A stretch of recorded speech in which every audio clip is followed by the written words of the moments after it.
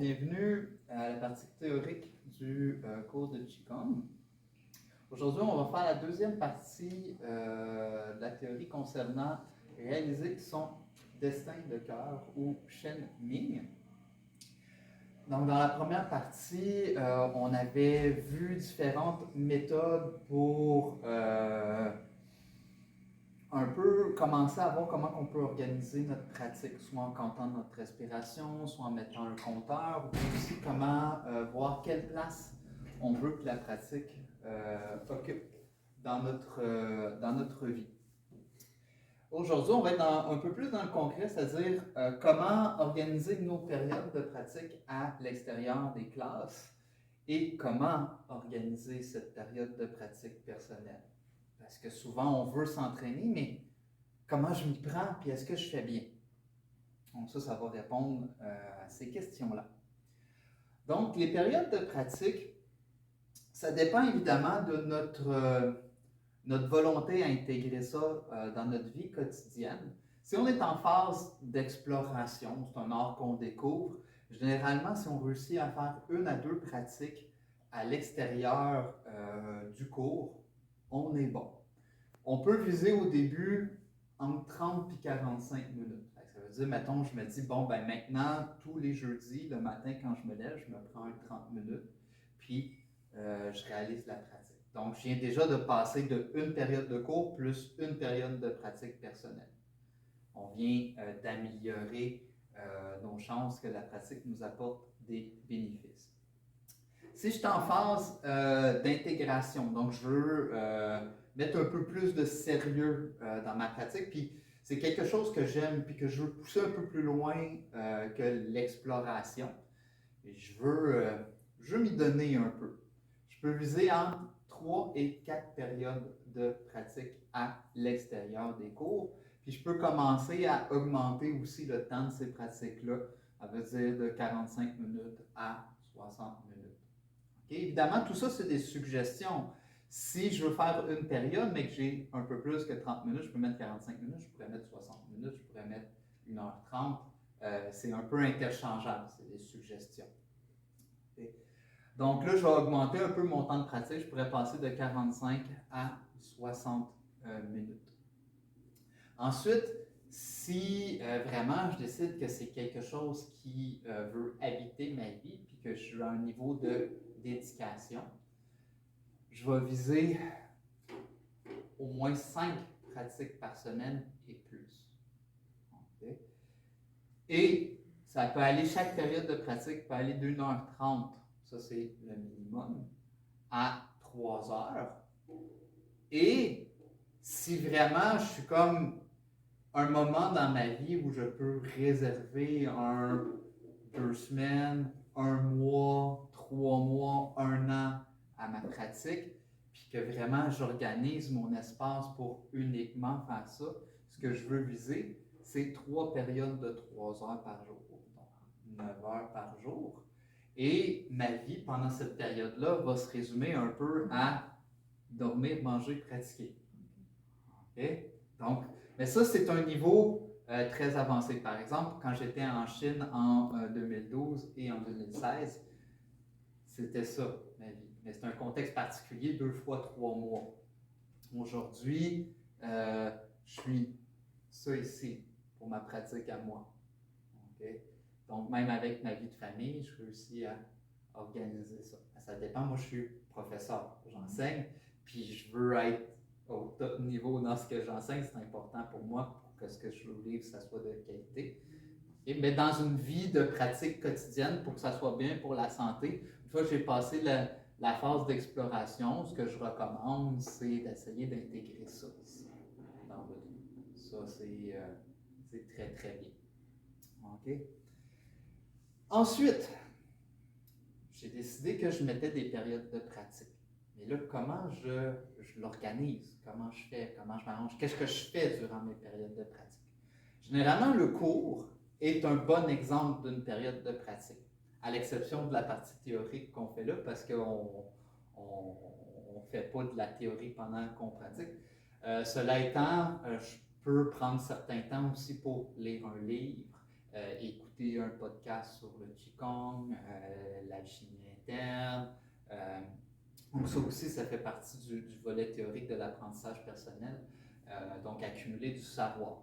Mais avant tout, la pratique du Qigong, comme du Tai Chi et du Kung Fu, c'est une pratique qui est expérientielle.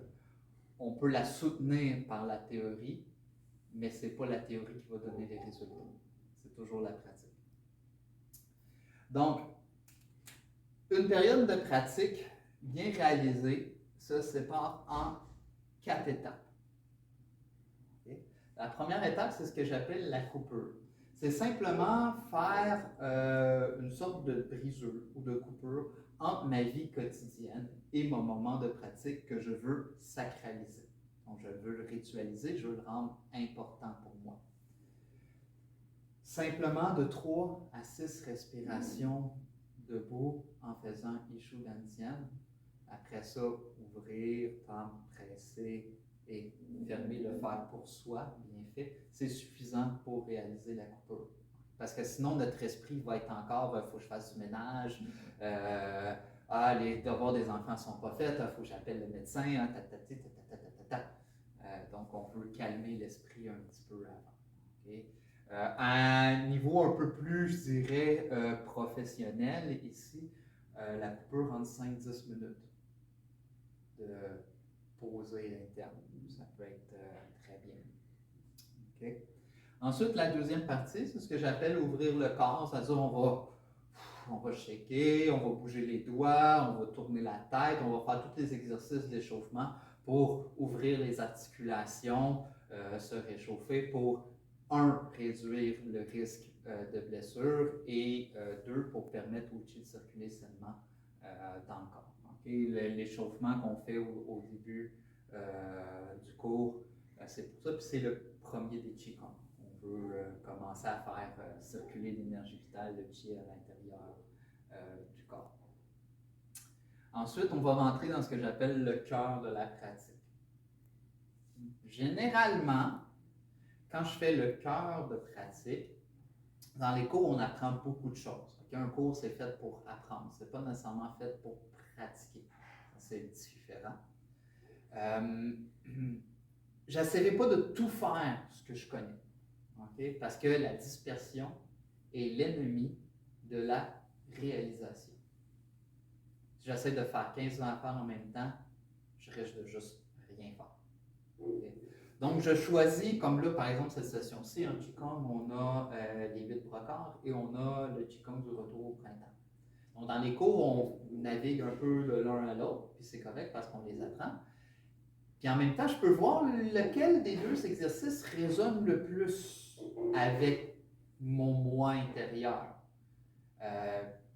Puis là, celui qui résonne le plus, ben, c'est lui que je vais sélectionner pour le cœur de ma pratique. C'est lui que je vais pratiquer, faire continuellement.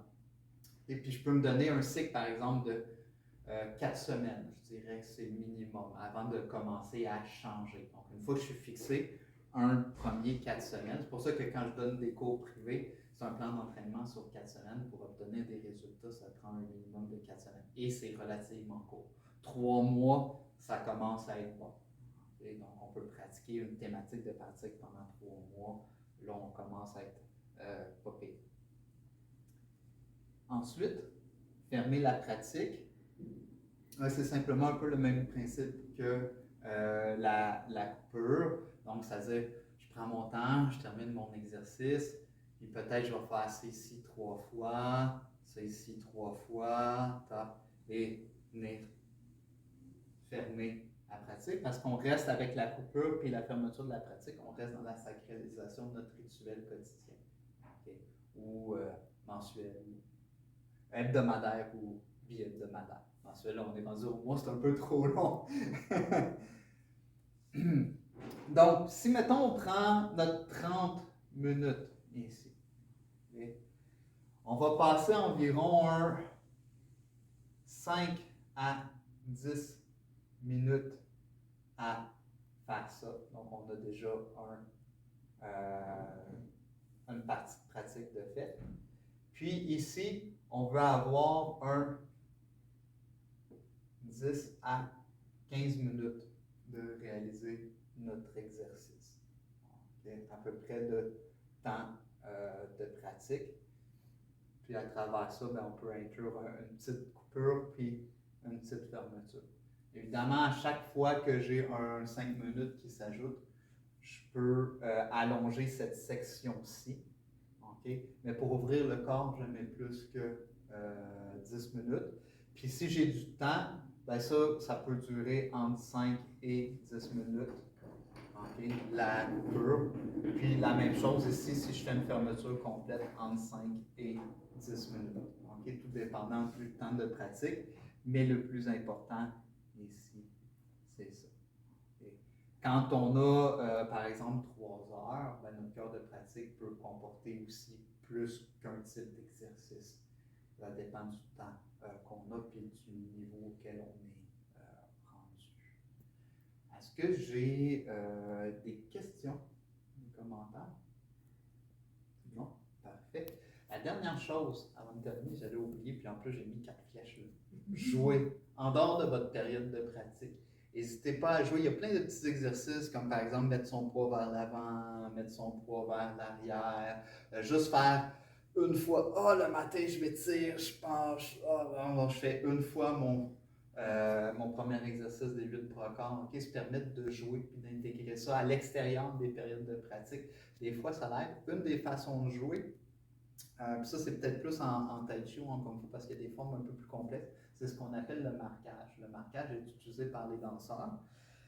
Imaginez-vous que vous devez faire casse-noisette. Okay? Avec les pirouettes dans les airs que ça prend. Imaginez-vous si chaque fois que vous passiez à travers votre répétition, vous le faisiez à 100%. Vous auriez juste plus de corps. Okay, ben c'est extrêmement exigeant physiquement et mentalement. Donc, ce qu'ils font, puis les athlètes aussi, ils font ça, ils font du marquage, c'est-à-dire qu'ils vont faire leur répétition, mais environ à 10%. Donc, si je suis ici, puis là, je penche, puis là, je vais bas ici, là, je vais séparer, puis là, j'utilise toujours mes postures mortes. Si je le fais, par exemple, en tai chi, je le fais à 10%. Donc, juste pour me rappeler du mouvement.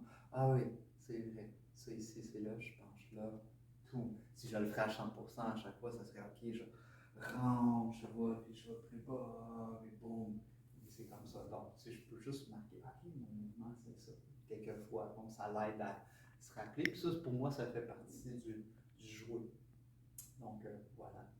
Merci beaucoup. Merci.